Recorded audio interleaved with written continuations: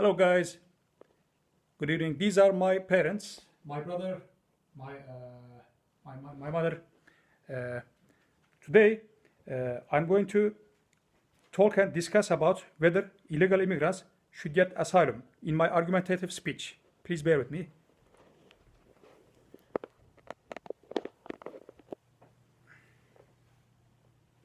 According to Mark Taylor's definition in his The Drivers of Immigration in Contemporary Society, illegal immigration refers to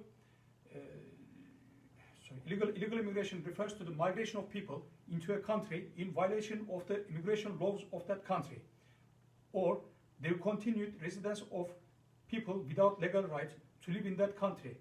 There are two kinds of illegal immigrants: those who immigrate for economic reasons.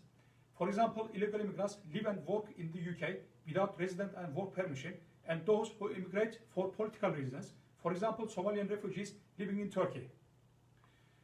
The word asylum means the protection granted by a nation to someone who has left their native country as a political refugee.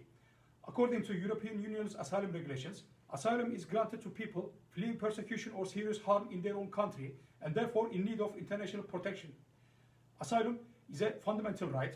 Granting it is an international obligation, first recognized in 1951 by Geneva Convention on the Protection of Refugees.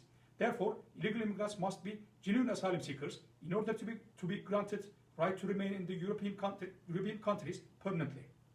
Additionally, there are certain elements for illegal immigrants to qualify as asylum seekers. According to Geneva Convention Asylum Acts, they need to have certain political reasons which cause them face persecution and prosecution from the government authorities, and these reasons must force them flee their country of origin for their safety.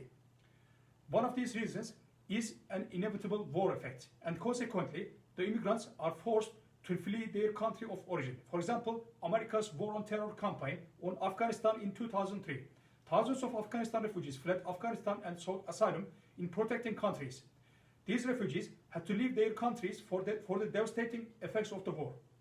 The second reason for the illegal immigrants to qualify as genuine asylum seekers, leaving their country of origin must relate to racial issues, such as belonging to a minority race group in a country, consequently becoming exposed to an apparent oppression by the ruling supreme nation that is superior in number. As a result, they are forced to leave their country of origin. For example, thousands of people belonging to a minority race group fled Iraq in 1988 when a chemical attack was launched on the northern province of Iraq by the order of Saddam Hussein, killing thousands of northern settlers who belonged to a minority race group. The remaining parts of this minority race group were forced to flee their country for their safety. The third reason for the illegal immigrants to qualify as genuine asylum seekers, leaving their country of origin, must relate to religious issues, such as having a different religious identity as a minority in a country which its oppressive majority have a supreme religious identity that doesn't tolerate the existence of other minority religious identities or ideas. For example, thousands of Shia Muslims in Iraq, Iran, and Pakistan were forced to flee their country for facing persecution and prosecution from the Sunni Muslim authorities. In conclusion, in the case that illegal immigrants carry one of aforementioned elements regarding their race, religion, and ideologies, which leave them in the danger of facing persecution and prosecution from the government authorities in their countries, their asylum applications should be accepted under the terms of Geneva Convention. But the genuineness of their immigration status must always be well investigated by the authorities of the host countries, and the credibility of their political asylum status must also be proved by the immigrants' documents, because there are also economical illegal immigrants who pretend to be genuine asylum seekers in order to work and live in countries with economical prosperities. These economical illegal immigrants do not qualify to be genuine asylum seekers under the terms of the European Union asylum regulations. In this respect, their asylum applications should be refused.